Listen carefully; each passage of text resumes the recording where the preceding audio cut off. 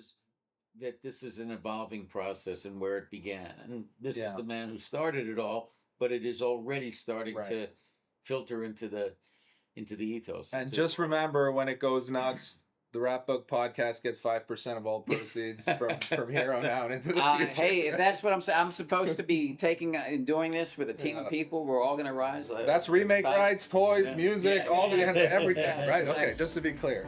Well, only if you promise to take my brain fart out. I think I can do that. I'll do it after you pay. Yeah. Thank you.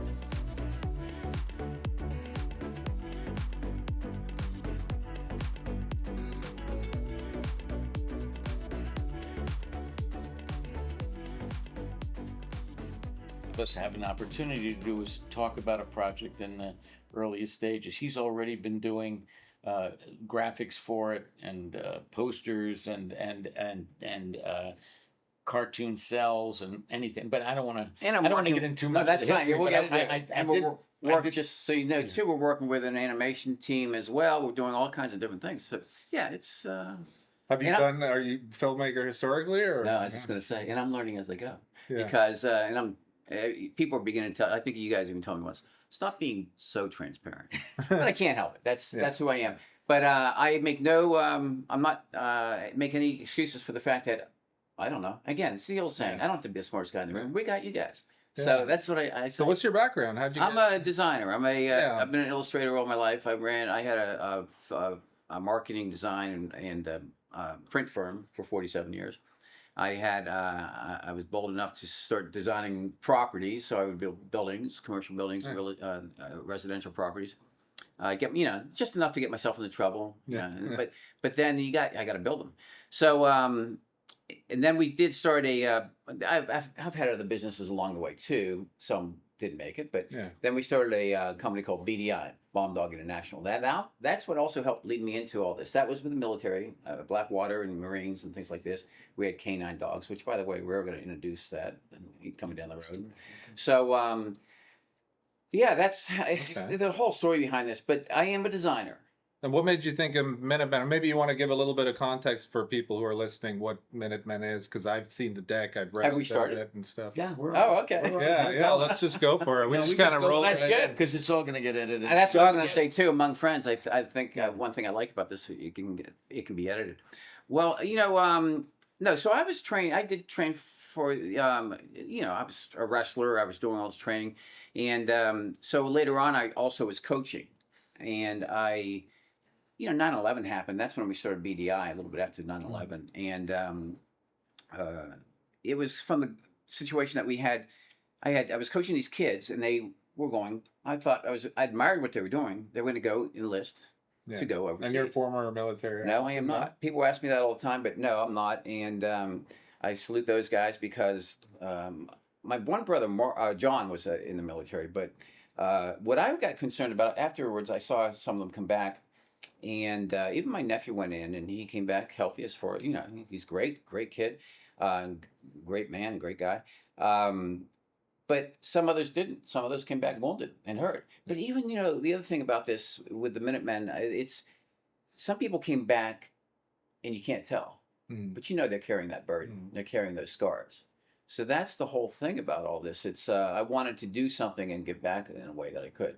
Do you want to, without giving away, I guess, the whole thing, but just so there's some context, it's not, Minutemen could be interpreted in a number of ways if you don't know what it's about, so you want to give a little log line or a synopsis kind of deal? Or the beauty is, the story itself, when I was training, there was a Russian coach told me that you have to train for 27-second bursts, and you have to be able to recover. So in a sport, if you're an athlete, you're always going full throttle. Yeah. But you do have to train for that burst and recovery. So like the Minutemen almost. What's that? It's like interval training almost. Yes. Yeah. Yes.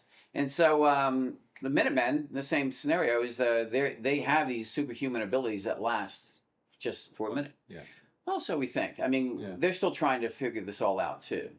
But so since we jumped into this, let me go back a little bit and talk about how this all came about. I've been an illustrator and designer all my life. I have a brother, Lawrence. He's a writer through and through.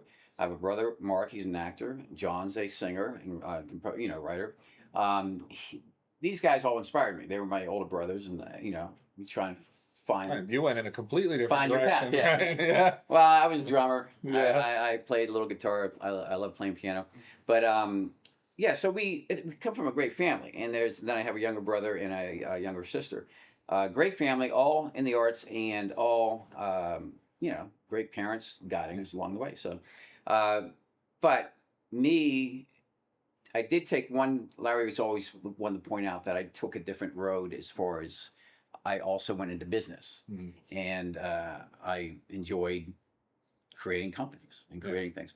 So, but I've always done everything from an artist standpoint, a designer, and everything I did, I used to think, well, this is kind of relates. I like that you're saying that, because I noticed that when I first came here, I was going to be a purist director, take over Hollywood, but then I did start some businesses, mainly in the creative space, production related, things like that, and then evolved into marketing too. And then I realized that the thing that was driving me to be a filmmaker was the thing that just enjoys creating something that wasn't there before and seeing it have an impact in some way. And business is very creative in that way, if you look at it. Everything I've done, it's been like that. I was thinking, I don't know if I mentioned it here since we rolled right into it, but I was telling Jonathan, I've never done vision boards. Yeah. But in a way, I kind of have. Because even though I see things and I know the path I want to go, I begin to envision something there. Well, for instance, let's just take a building. I see something standing there. I know it's got to come down. You're going to clear the land. You're going to build another building. Well, in a way, I spent a few years on just drawing and drafting out the whole thing. So that, I guess, is a vision board. Then I begin to see it. And you get to the point where you go down to the site and you're looking at it and you go, and you can feel it. And before you know it, it's there.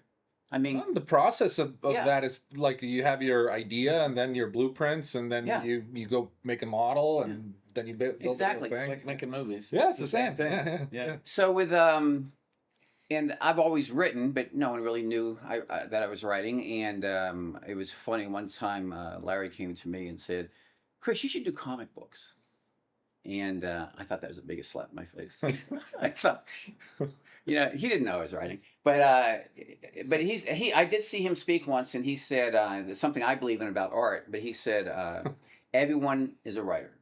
All you got to do is write. You are too, as long as you don't use words. Yeah, that's right. Yeah. Well, I always used to say I simplified it at one point by saying Larry came on board and he put all the commas and periods in the right place. Yeah, that's not. There's so much more to that than that. Yeah. I mean, you, Jonathan, I think you're a fan, and he does very well. His writing. He's a wonderful writer, well. And he writes, mysteries and all kinds of really interesting mainly books. Though. Yeah. Right. And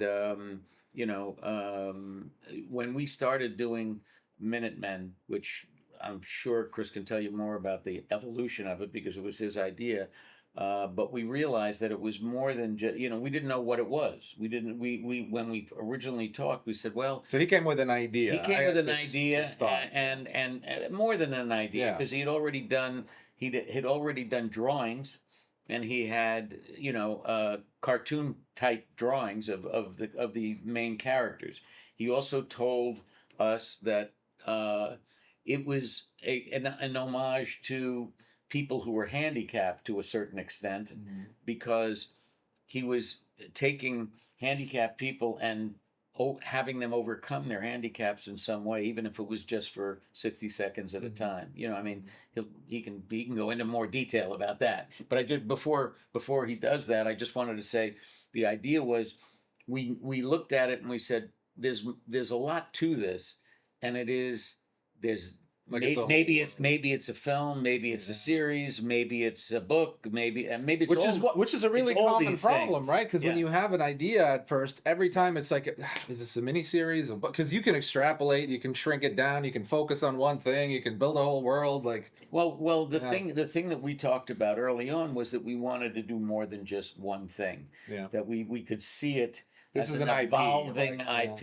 Yeah. The IP is Minutemen. Yeah. Minutemen.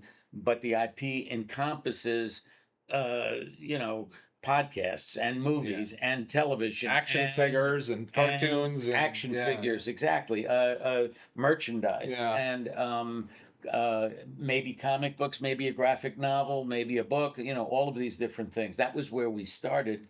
And Which is, and I want to jump in here Yeah. real quick because you're breaking pattern a little bit for this one, and you've done big action films before, but you tend to gravitate towards very personal single stories that are, what about this when somebody Well, comes no, in? because I thought that I love the idea. First of all, and I've told you, I mean, I'm a fan of movies that I haven't made. I mean, I go see Marvel movies, I go see action movies all the time. I love them. I see them with my kids. I've always been interested in them, but I didn't know. I mean, there wasn't a form of them that made sense for me to get involved in until Chris came in. And then I said, oh, wait, this is something more that it's not just an action story. It's a story about action within a limited content. I mean, the notion, first of all, there was something exciting about the fact that the superheroes only had their power for short bursts of time. That does add a little edge on your seat. So you only have a minute to do what you're going to do, and they don't all have the same superpower. So that it is again like a group of people who wind up coming together, and they're recognizing the fact that they only have short bursts of time, realize that as a group they can do much more than any one of them can do individually, so they have to work together. So that was also interesting. And I always feel like it's a good thing, I'm sure you'll agree, when you just get the idea right away. Like, you don't need a novel to pitch Minutemen. You understand it right away. It's like, it's same but different. Right. It's simple, but it could be infinitely complex. And but you just understand it. Yeah. These are guys, they get superpowers for 1 minute, and you can start imagining. I mean, now it's a minute that after a recovery, they can get another minute.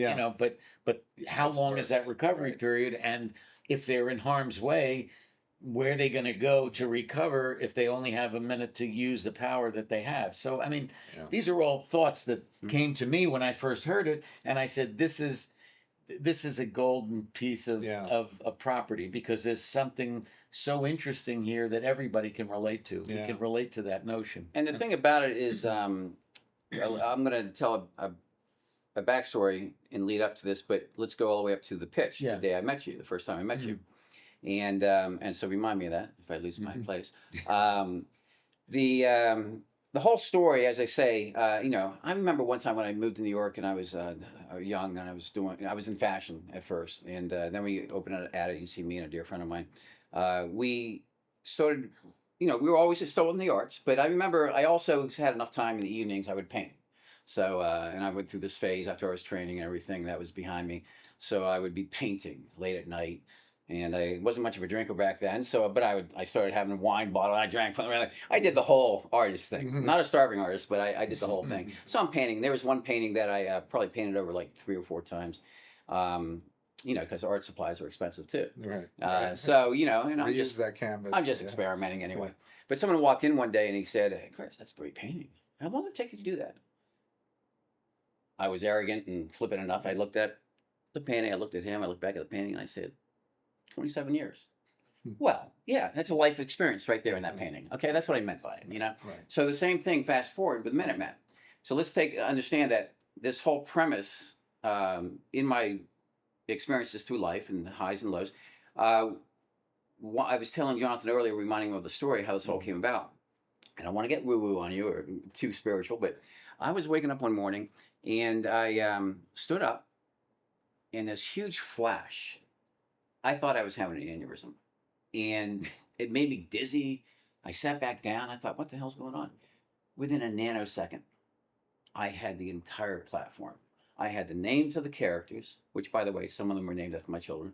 I have one that's named after my attorney. I have, so I have the whole platform, the whole marketing strategy, the name of the story, all the characters, the plot, the different layers, whether it be the animation series, TV series, novel, graphic novel, the film, of course, and the foundation and the merchandise, as you guys just mentioned. So me, as a marketing guy, all these years, I thought, son of a bitch, my brother's right. I have to write a graphic novel. I didn't say comic. Yeah. It's like, Yeah. I hadn't read a graphic novel. But you saw it as Yeah. as Oh, a yeah. strategy Oh, already. Yeah. So, and with this, I thought, let's do something good with this. Yeah. Now, again, not to get too woo-woo, but here I have a Moses moment, okay? Mm-hmm. Because this thing filled within inside me so strongly. Okay, I didn't hear a voice, Yeah. but I felt this. And I felt, you have to do this. I couldn't wait to get downstairs to my study, and I started working on this, and I started drawing, I started writing, and I did. I wrote a 275-page of gibberish, probably. Yeah. But that's what we were saying before. Larry comes in and he really makes it work. But it was still a good story, I felt. And I presented to Larry. I was really keeping it from my brother as well. I wasn't telling him. I worked on this for several years before. He caught wind of it, and he asked me, Chris, do you mind? And so I shared with him. And when he looked at it, and he said, as Jonathan was just saying, he's saying, Chris, this is lightning in the bottle. This is good. Yeah. We got it. Would you mind if I get on board? Now, going back to that Moses moment, I said, absolutely, because something inside of me says, you know what, Chris, this is yours, but it's not you. You're the conduit. Bring everyone on, and we're going to do this. We're going to get to that day. And this is why I always go back. I see people talk to me sometimes, and I'm a humble guy, so I try not to be, my feet are planted well on the ground, but I talk about it, and I have a moment of saying, the humble side of me saying, yeah, so hopefully this will happen. But then I catch myself say, when? Because this is going to happen. And when, hopefully. But you need, I think people don't realize you do kind of need that kind of conviction to get something like this going, because it's a lot. It takes longer than you think. There's a lot of elements, and there's a lot of things that'll discourage you along the way. If you don't think that way, it's not going to happen. I think it's true. And it goes back to that manifestation and putting things out in the universe and believing in something, believing in yourself. Yeah. But I also feel that, as I said to you earlier, I don't have to be the smartest guy in the room. So all the people that see what I see in this are jumping on and getting involved, and I can defer, I can lean to his expertise. The thing about bringing people on, it's just that I know this is a team type of thing. And everyone that I talk to them about the story and we go through it, they all lean in. They love it. And now that, listen, we actually do have the novel coming out in October 14th. The novel's coming out. We hope that will help. His brother has written. We hope that will help move us forward. Catapult us is what I'm saying. The whole. Let's see. You are going to edit, right? I just lost my train. Leave it in, editor. Yeah. So it's along these ways that we're all coming together. And as I said before, I feel that this is something I have to do. And I just sold everything back east, and I jumped and I came here. I burned the boats. Yeah. There's no retreat. I'm here to do this. And when you have a backup plan, you go for the backup plan. Yeah. Go all in. I mean, it probably was a similar thing. Same thing. You came here. Yeah. I didn't think much about what if it doesn't work out, because you start thinking that way, and I have, you do find that you do other things, you start offering services, you got to monetize and stabilize, you start having kids, and films are up and down, and I didn't go through the studio work your way up system or anything. It was rocked up one day, right? But the idea there was, I felt like I had enough instinct to be able to just solve whatever issue is going to come along, instead of being scared of it and hold on to, well, maybe I should get a degree, or maybe I should do something and just have it as a backup. Instead of doing that, I said, no, you go all in, fall forward, like Denzel said in a great speech, fall forward, and then just know that you're been through special forces training and stuff, and a couple conflicts, and nothing that's going to happen is going to be that bad. So you just figure it out at the point that it has to be figured out. And you've been through special forces, right? Yeah, I do recall that story that I heard a while ago. But where I lost my train of thought, I was going to say, the other interesting thing is you do have to stick to your own truth and the way you are. When Larry and I were here for Nightmare Cinema, we were here for the when that film came out, and we met and talked to other people. I think we had 3 meetings a couple days before I met Jonathan, and that afternoon I had a meeting that morning, and then I came to Jonathan. And everyone likes the story. Everyone's leaning in, listening. But here's the thing. Larry had to fly back to Pittsburgh. And so he was not going to make it. And I'm having one of those moments of, oh man, what am I doing?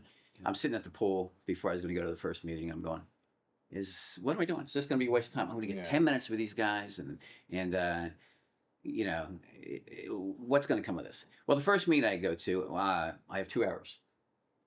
They're all about it. They're just meeting. And Jonathan and MJ, when we sat, I think we had every bit of 2.5 hours. I apologize because I had to go catch a flight. But here's the thing I did. I was told prior to that, and I watched how others do this, the pitch, the elevator pitch is so important. Yeah. So important. And I thought, yeah. But see, that's not, I can do an elevator pitch maybe, but I'm a visual guy. And I had my 23 pages of the graphic novel done. So I've got to go in and pitch. And I got to ask you, I don't think I've ever asked you. So I pitched it my way. And I pitched it with the laptop.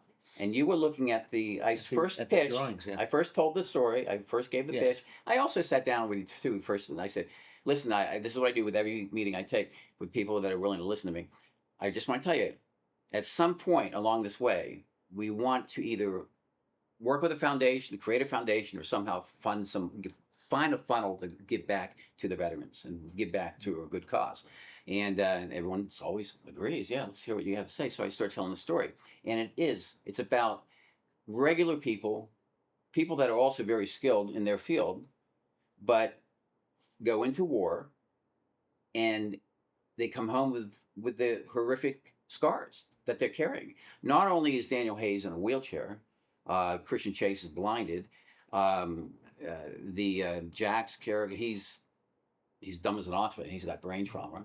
But so what happens is they go under this procedure, and it's based on science. So it's a little bit, as Larry likes to say, this whole story is, the timing of it is the day after tomorrow. And I think that's pretty brilliant too, because it's a very relevant story.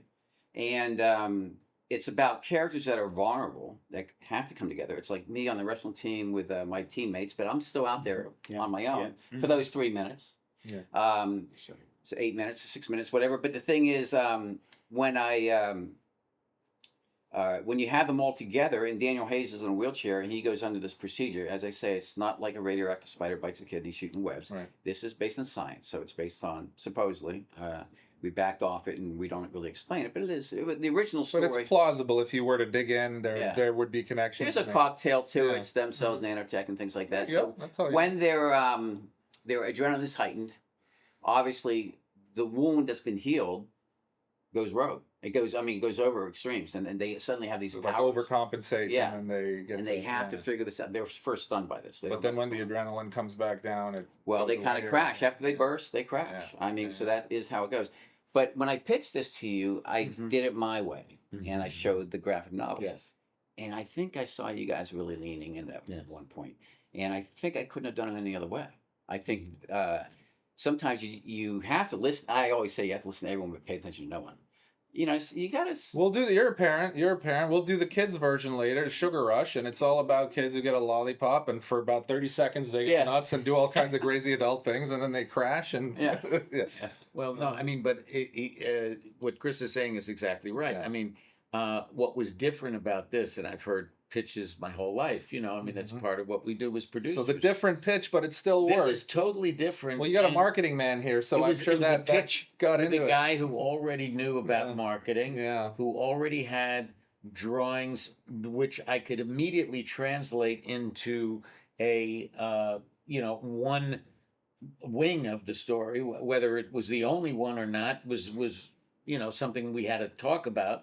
Whether it was just about doing a kind of a drawing cartoon graphics version of this, or whether and we realized, I think, in the conversation, that every version of this supported every other version, so that if we did a graphic novel, I mean, it was really, we thought about a graphic novel, but I didn't know at the time. Well, I did. I knew a little bit about Larry, but I hadn't met Larry. I just, and then I found out that Larry is, an acclaimed novelist, and the notion of him writing the story and having an actual book, or a series of books actually, which could be the basis of what we were doing, and already could build an audience. was very, very attractive. So there were a lot of different. There So were a lot of are pots you to put in planning it.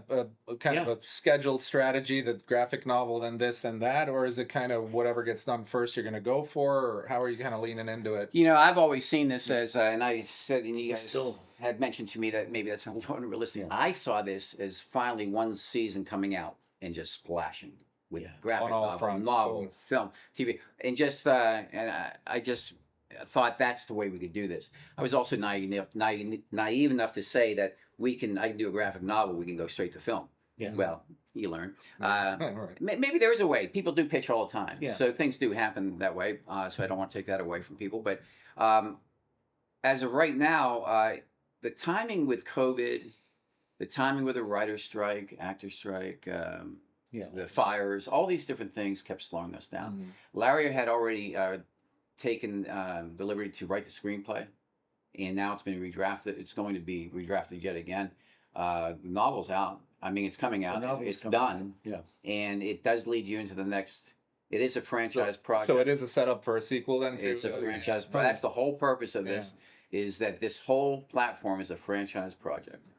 That's great. Yes, And, these same characters can move on to other adventures, other things that they do. It's all. But that's, that I think it's easy to assume and say, well, but typically it's Sin City gets big as a comic first, and then Rodriguez convinces the guy, and then the movie gets made. But there are, like, our mutual acquaintance, Larry Kasanoff, not this, when he did Terminator 2 with Cameron, the way they got that movie made was kind of it was all about the ancillary stuff. It was about, like, look, the music's gonna rock, the property's great, it's gonna be in blankets and lunchboxes, and you got to set all that up to even get the kind of budget to be able to make a movie like that independently, right? Yeah. Because otherwise it's all, how it is, risk aversion, and well, start small, and then if the comic book doesn't sell millions, and know.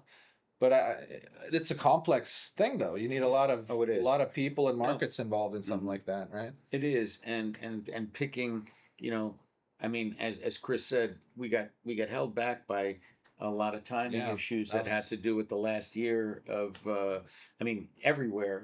Film was down, nobody was working. No, I mean, this is, takes a bit of a leap of faith, that you want someone to take. They got to understand it. It isn't inexpensive. It doesn't. either. It doesn't help that right now all the studios are just freaking out and recycling. But I think the benefit that you have here is that this is something that, it's not a historically proven IP, but they're also running out of IPs to beat into the ground. So Yes. they do need something new like this. Well, So that's was my thinking too. I Yeah. thought there's something unique about this that is not like every other superhero story. It's not just a superhero story. it kind of takes You the know. John Wick and the Marvel stuff and Yes. puts them together Yeah. in a way, right? To some Yeah. extent. The Talk about it. Yeah. the delays, in my opinion, have actually been a benefit. It's helped. I'm not happy about it. Yeah. I mean, I want to hit the ground running. I'm a very progressive guy. I like to keep moving, going forward. But I think with every delay, we get to add another layer. We get deeper with the gets story. better And that it gets way. better. Yeah. So now we have something that I think is really Yeah. valuable and valid. Mhm. Do you have any predictions as to what kind of the first entry points? Well, would be, look, or- I mean, I think that the book is already beginning to get pre-publication attention, and I think the book will be a big helpful. It's always good with an IP like this to have But something is that it a exists. risk? Like let's say the book, because things go well, even if they're No, I don't good, think sometimes it's they a don't go risk well. because of the nature of what it is. I think, I mean, will it be a blockbuster novel or not? I don't think that's the issue. I mean, hopefully it'll do very well, but it is a foundation Yeah. that helps us because we've laid out the characters. We know who they are. Larry has done a tremendous job of creating all of the jeopardy that Chris had thought about in the early thinking of the story. And, I think, however it goes, I personally can't imagine it not being a positive launching pad for the story. I really don't. Yeah. One of the main driven things behind this too was, again, marketing guy. So I see how many times you're going to redo Superman, how many times you're going to redo Batman, and all these different stories. But then also now things are getting a little more woke and political. So now they want to change things up, and then, And now it's going to probably tip back again because that stuff doesn't work. Yeah. So what I thought, we need a whole new story. Yeah. We need a whole new platform. Let's introduce.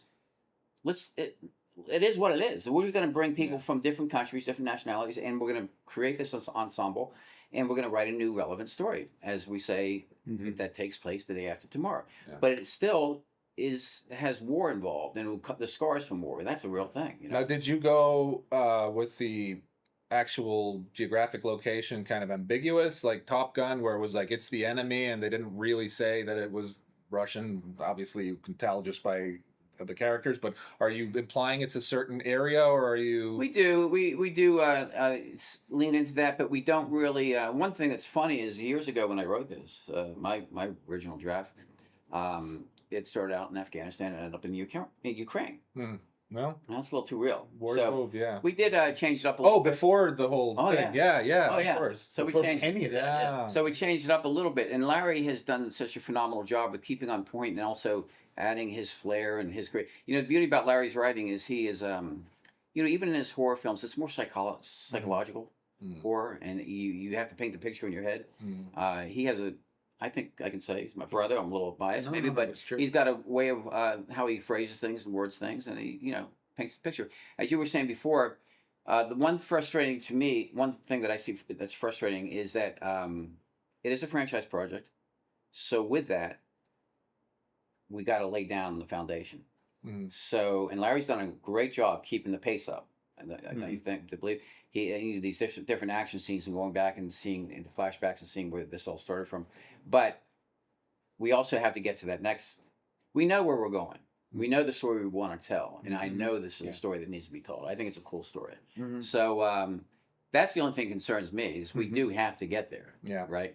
Yeah. Yeah.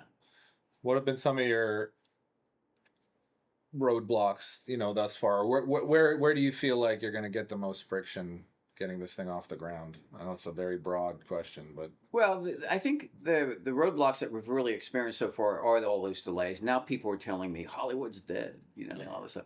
And I said to you earlier on, hey, I think I sent you an email very early on before I moved out here. I said I think I'm onto something. I may not understand Hollywood or the business, but business is business, and I do feel that this is a formula.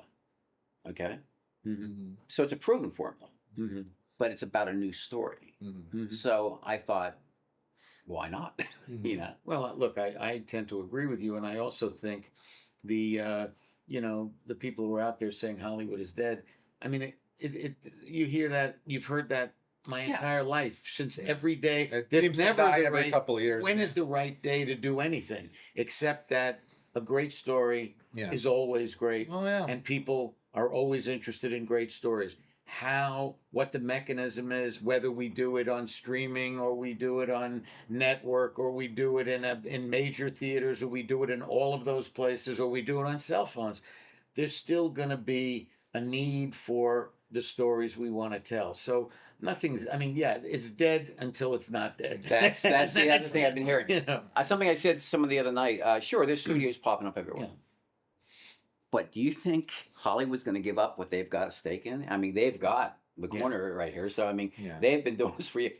And if they give up, then it's the newer ones that are then it's the streamers that are going to take over, and they're becoming Hollywood. So I don't know if it's changing. A great example of that in the studio world was the fact that when I came to Hollywood, the lowest ranking studio, there were 7. I think there was Fox, Warner's, Paramount, Universal, Columbia, Sony had come in, and Disney. Yeah, Disney was the lowest ranked of all. Disney made old cartoons. They weren't making any new before cartoons. Eisner came in. Yeah. They weren't making new cartoons.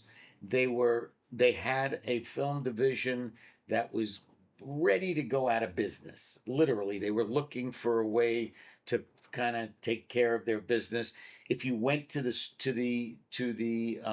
studio itself, it was an old cottage industry. It was small. It wasn't like the other studios. Nothing. Here, Disney's dead. All of it. Yeah, everyone was saying Disney is over. Disney is over. Yeah.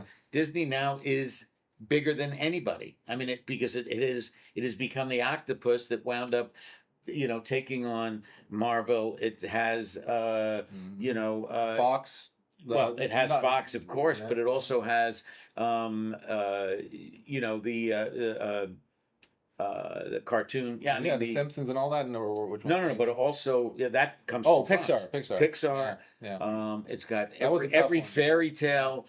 They bought everything. Yeah. I mean, so that nothing is ever done. It just needs a You visionary gotta find to come in and figure out a new way. business mechanism. Yeah. I think Eisner's big move when he came in, one of the Mhm. first things he did was do the whole home video, redoing IPs. That was he did that with he did that. He Right? did that instead of waiting 10 years. He kept turning. Let's over- make 3 more Little Mermaids and go straight to video, and that was a And booming every thing. bit of IP that they have, they exploit in every Yeah. possible way. They exploit it as daytime television. Yeah. They exploit it as feature films. They exploit it as lunchboxes. Yeah. They exploit it in every possible way they can.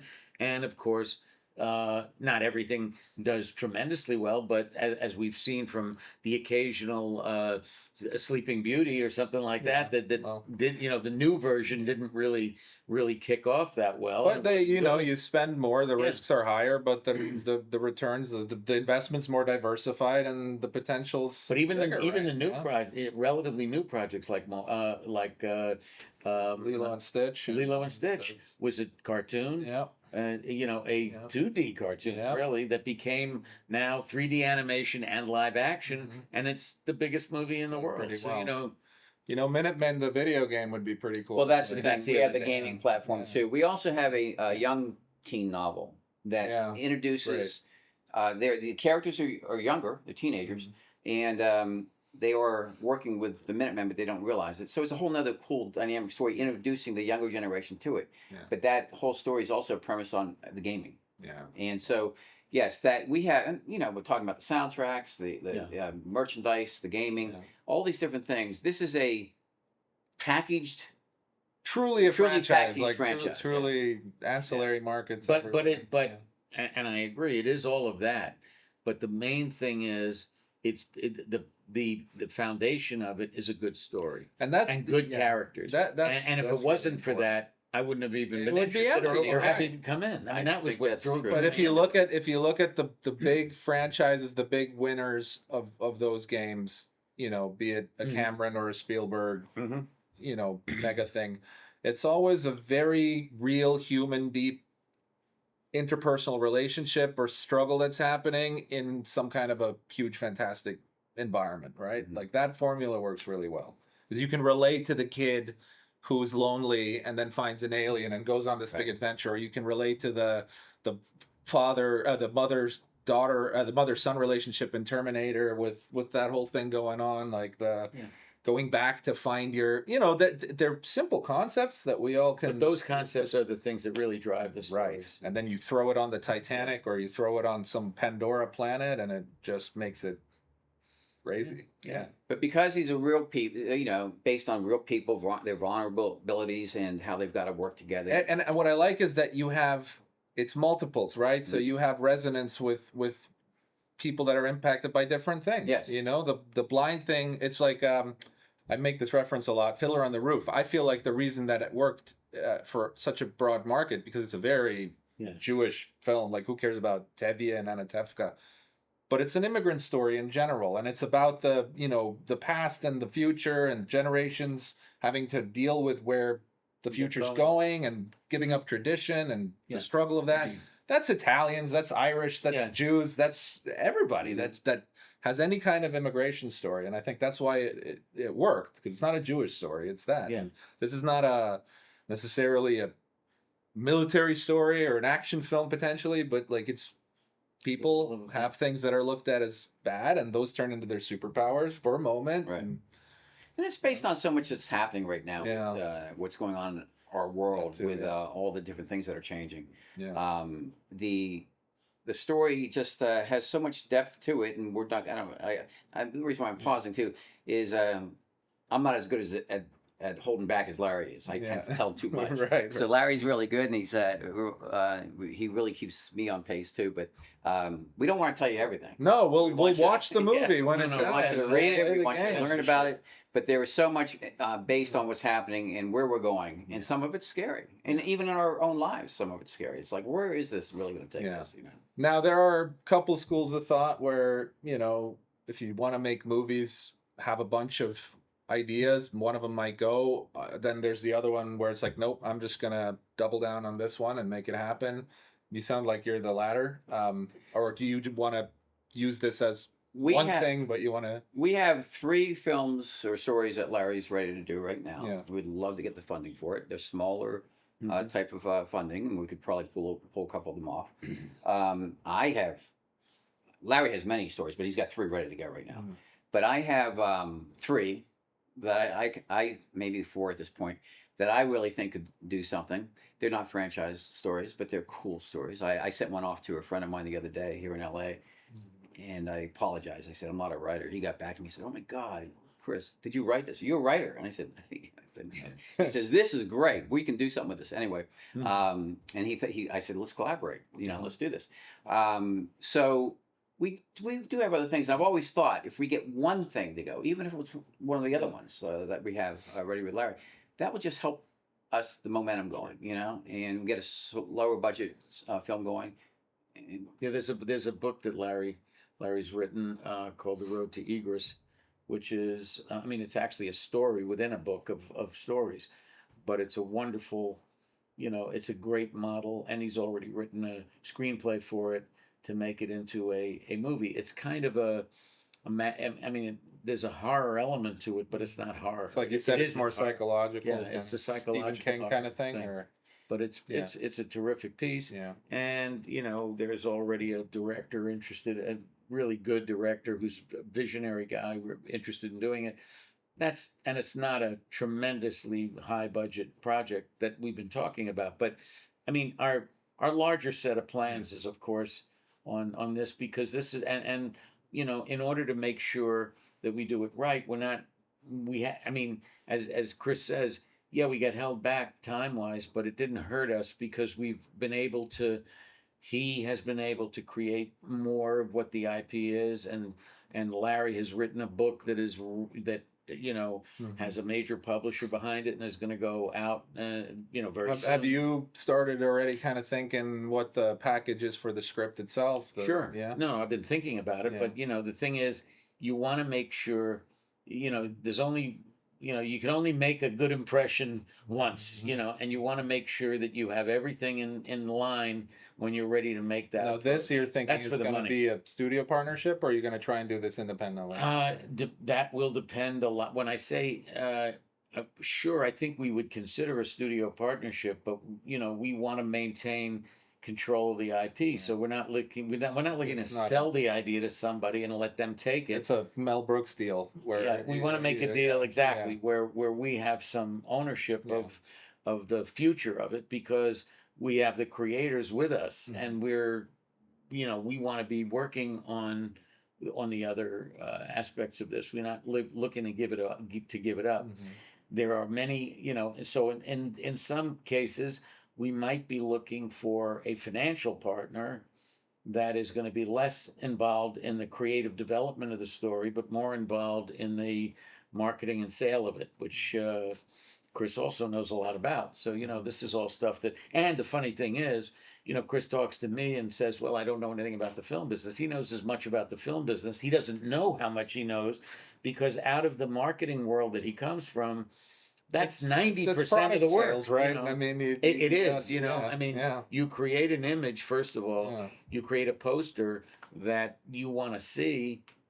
You're just kind of finding a way to get eyeballs, and you know how to do that. Now, has that been part of? Are you devising a flow chart of, different things that are going to happen in the path of this project, or are you kind of staying out of it and going to let whatever studio market it, or is that part of your pitch? I would hope that a studio, whatever would go, but no, because Yes. it's new to me, I'm practicing, I'm trying. Yeah. I'm doing different things like this. I'm writing out business strategies and plans and marketing. I'm also talking to a lot of people. Well, but the movie's new to you, but then, you have all these other things, and that's like the marketing brain is Right. a powerful Right. thing in that sense. I feel a little bit at home with that. And the other thing, sometimes I do say, and I am a little naive at some things maybe, but I also say that to disarm people, maybe, if I'm going to be transparent, because I want to hear what you have to say. Yeah. And I'm learning all the time anyway, aren't we all? Mhm. So if I can disarm it a little bit Yeah. and speak the truth, and the movie business is new to me, but really, like you say, at the end of the day, business is business. Yeah. And Jonathan said from day one too, I kind of hit the ground here and I'm ready to run, and let's go. Yeah. Let's get this out. Let's talk to people. And I'm out talking to people all the time, but now I'm just doing it as practice. Yeah. But he said, we got to really hold back a little bit. I even came to him with a couple of people that I thought would be great for the parts, for the actors. And I said, please talk to them. And he was correcting me saying, no, not yet. You only get to come out once. Yeah. He says, the worst thing that can happen to you, Chris, in this, culture here, is someone turn it down. And, I guess that happens. But the worst thing is for someone to turn it down and someone to find out someone turned it down. That's the paradox in this industry too, right? Because the financiers and distributors want to know who's in it, but who's in it that's significant enough to get funding wants to know that there's funding. Yeah. And so you're playing this constant game of, it has to be the right time and have just enough to play the size. I will say one thing. Now I've made so many friends here, a lot of great people here, and a lot of great creative people. And when I came here, I thought we had funding for this, and we kind of did, but one thing led to another. But here now, we're back at ground zero again, looking for the funding. I see all these other people looking for it too.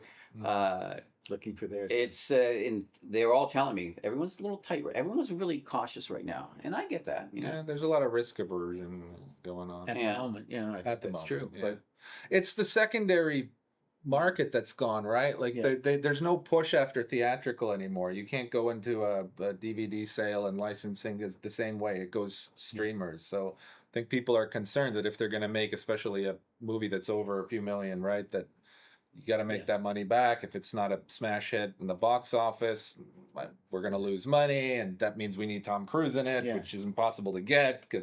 So everyone's kind of crazy right now. But then you do have these projects that do really well without that stuff. It would be nice to get a name involved and even believing in it, and even I guess the name would also bring the money. I was going to say even if they were also helpful in that avenue. But now, when you see this, you're thinking, guys, what, like mid-30s, 20s? What are these ages of the? Yeah, that's interesting too, because it's always been in that mid-20s to mid-30s.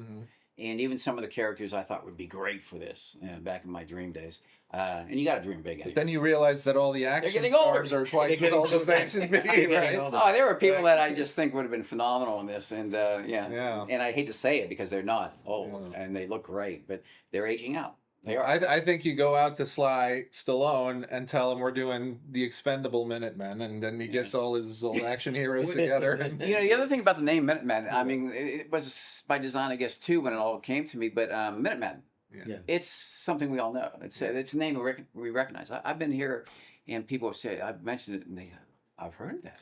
It does have a familiarity to it. Yes. That's the whole purpose. That's kind of a. That's good when you can say something. Some film festivals do that.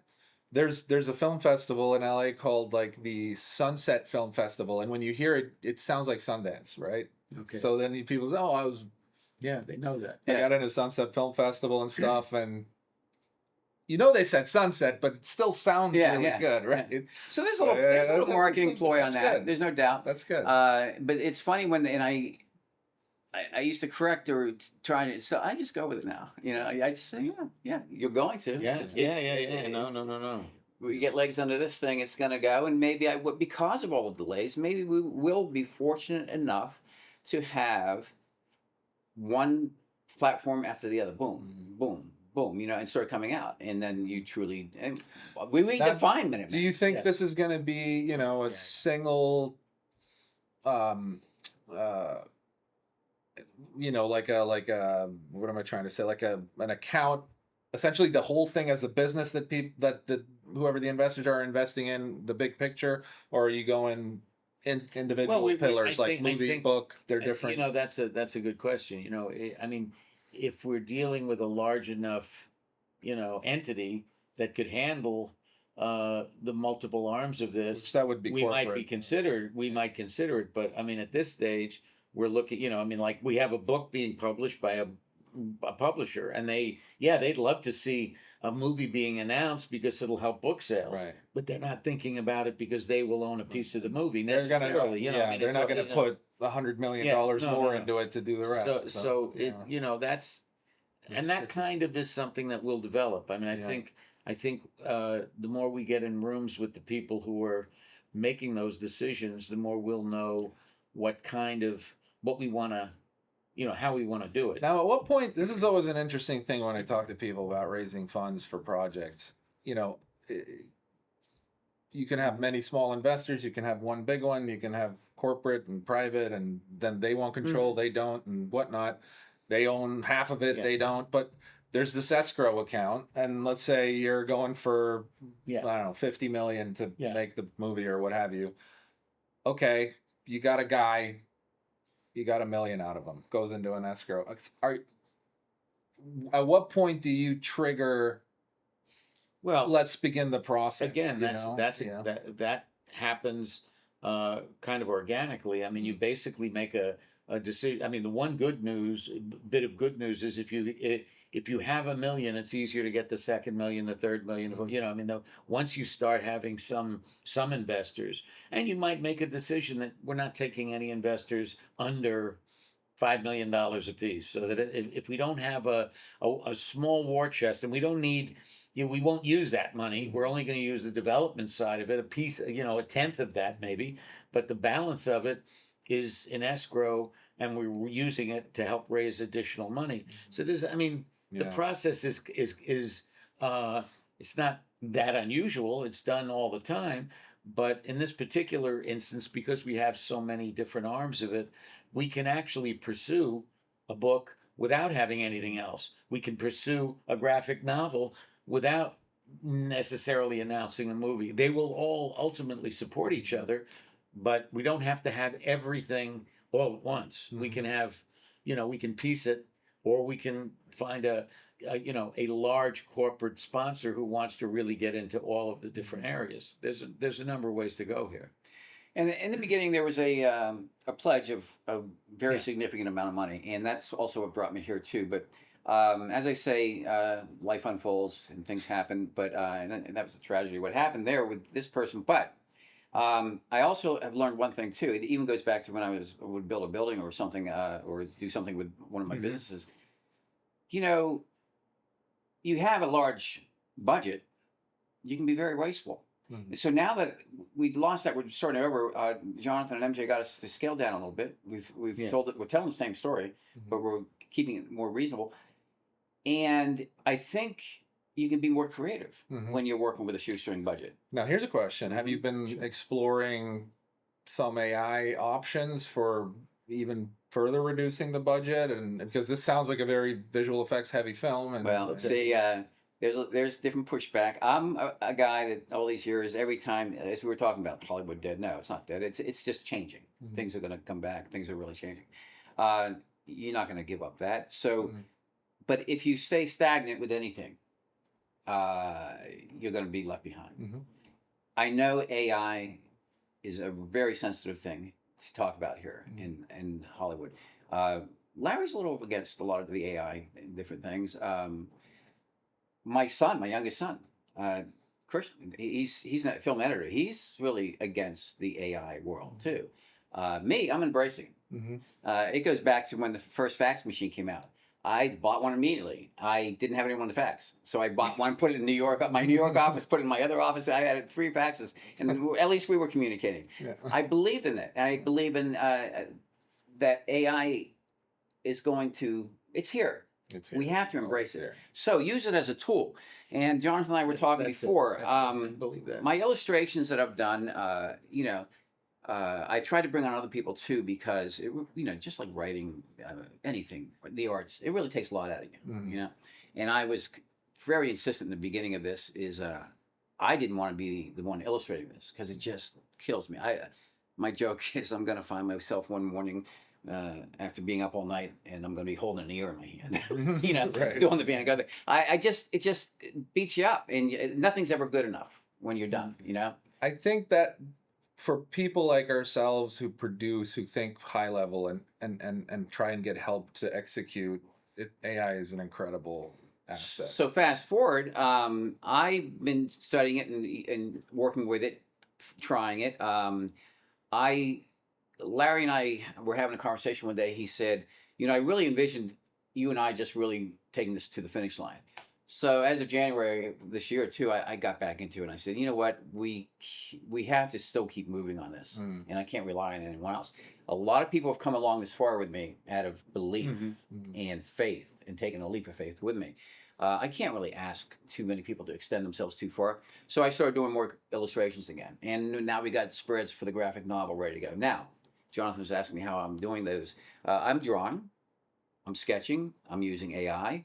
AI is not truly perfected. So I go back in, take the drawing, resketch it, reload it back in. So I am using my art, I'm using the tools, and I'm creating. So I think Larry might be coming on board saying, well, Chris, I see what you're doing. Maybe I don't have a problem with that because you are an artist and you are. And you know what's funny? What you're saying exactly at the last Producers Guild conference was it was the discussion about where does, like, legally, when does AI become copyrightable to you versus not? And what you're saying is when it does, when there's a significant human influence on it, and you're not just prompting and having it come up with the character, but you're giving it some kind of an input. Yeah, it cleans it up, then you take it back out, you tweak change it to a bit fit more, what I really wanted to do. because you're just using it then as a tool to shape what you had in mind, and you're not asking it, come up with something that I want to do something with. Right. Plus, I'm trying to get a lot of results. I just want to run with this. I'm also working with a team out of the UK, Bazooka Bunny, a great group of guys, and they're helping with the animation. And I hope that we continue to work with them, continue have the opportunity to do all the different things. They're trying to build their business, and they've been around for a while anyway. But they're embracing this side of it. And we have another artist back east, Jeffrey Harris, who's been working with us, and he's great. I hope he's going to stay on board for the young teen novel.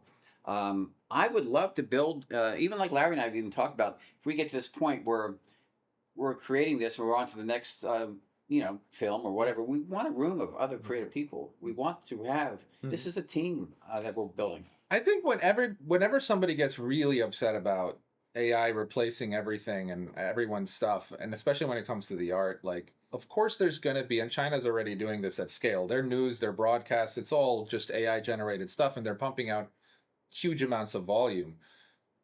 But I'm sure also, again, for marketing, and everybody understands that there's qualitative and quantitative, and there's high quality, low amount, and there's always the other side of it. And we're ultimately in the business of telling human stories and empathizing and relating to other humans, and that goes for novelists and artists, fine artists and filmmakers. And if we really get to the point as a society where entertainment and art and stuff like that is not from one human to another anymore, it's just an output of a machine, I feel like the whole thing will just kind of lose its value in general, right? Like, I don't know if people want that. No. Like, even if it's good, even if you can fake it and make it seem so real, knowing that that's a machine that created something, I personally might find it nice that's doable, but I don't need more content. We already have too much shit out there. Like, so I think it would be an arc. I think some people will fight it, other people will embrace it, but it will rise, but then it will start coming back down to nostalgia. I mean, they'll get back to having the human. We want the human, swing, right? Yeah. Everything's so. Well, it's like I've been thinking about this when I look at the characters that you now see on the internet that don't exist. They look totally real. They're real. Yeah. They are as real as any real person in terms of a photograph or even a movement and everything. But they're created in a machine. They're not real. They don't have any other life. So how am I? I may like the character, but I'm never going to have the relationship I have with a character like I do with Tom Cruise, Right. or with an actor Exactly. who has a life and a world beyond just the character that he's playing. And That's gonna be something that different. you should never say never, and the same goes Yeah. for AI. Well, it's never going to be able to da da da. But there are things that are fundamental to machines and fundamental to humans. And there's a marketer called Rory Sutherland, who I love. He was with Ogilvy or something, but he had a little speech he gave at a marketing convention, talking about, bees have been here for 20 million years, and they have systems for everything. They're very efficient. The world exists as it is because of bees, and we know that, the pollination and all that. Now, whenever a bee finds some pollen and it's a good patch, they have this little dance, and they actually do it, and that's a code for the rest of the hive to know the coordinates of the batch of pollen. So then the hive goes. But even after, so evolution optimizes, right? And then you would think that over 20 million years, it would be like a perfect thing. All the bees would just know where to go, what to do.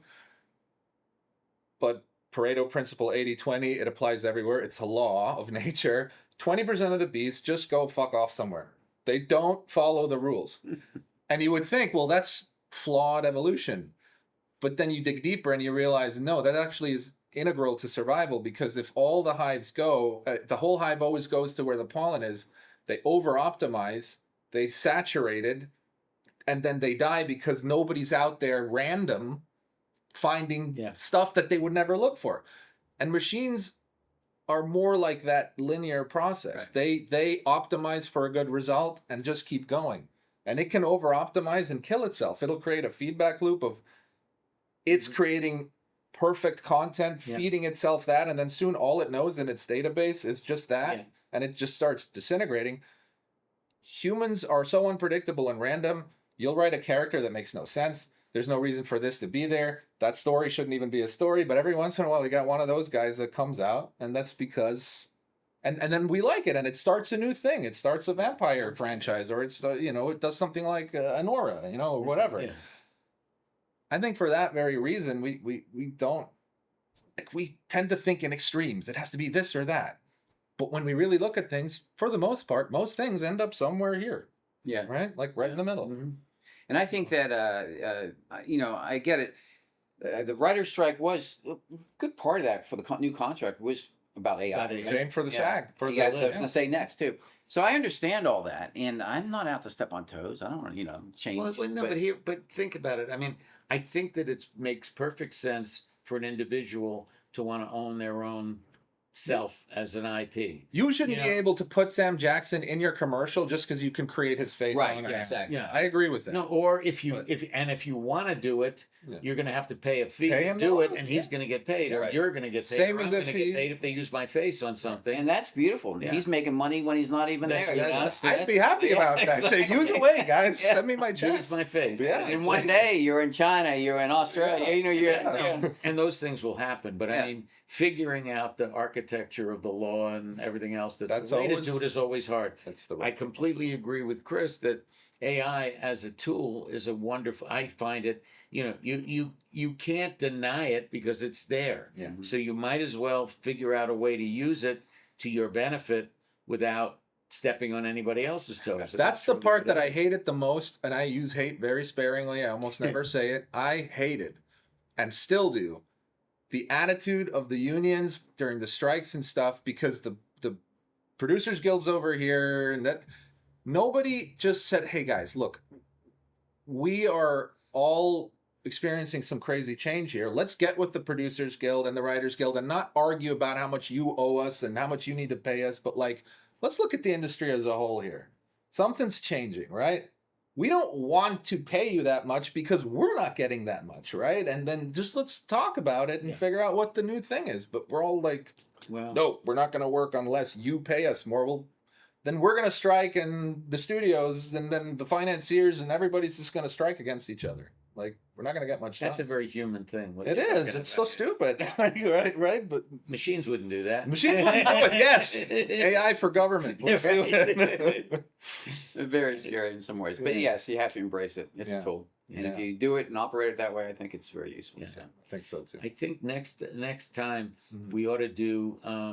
We'll get Larry to talk a little bit more about his involvement in this process, because I think it would have been nice to have him. I could we can figure do out how to patch it in. We'll figure it out next time. Yeah. This is great. It's right. good. Anything else you want to add? If we can, I don't know if you can do it at the bottom of your. But we want to put the information for the newsletter. Yeah. What is it? Larry. Or you know what? I'll blend it in. Yeah, I'll blend it in. Yeah. Larry can. Yeah, you give it. Send it to me in an email. I'll have it. I'll forward it Sure. to the editor, and we'll get it up and running. Great. So we're gonna look forward to this and touch base with Larry hopefully soon, Yes. and then maybe we'll circle back in 6 months, a year, see where we're at with the project. It'd be great. Yeah. Yeah. Great Let's to meet take you. take this from here, and then we got some history. Down. Yeah. Now this is gonna be good at the premiere. You know, we'll right. show a little behind the scenes thing at the end. No, but I mean, it shows that this is an evolving process and where it began. And this is the man who started it all, but it is already starting to filter into the ethos. And just remember, when it goes nuts, the Rap Book Podcast gets 5% of all proceeds from here on out into the future. Hey, if that's what I'm saying, I'm supposed to be taking and doing this with a team of people. We're all going to rise. That's remake rights, toys, music, all the everything, right? Okay, just to be clear. Well, only if you promise to take my brain fart out. I think I can do that. I'll do it after you pay. Yeah. Thank you. All right. Cool. We're good.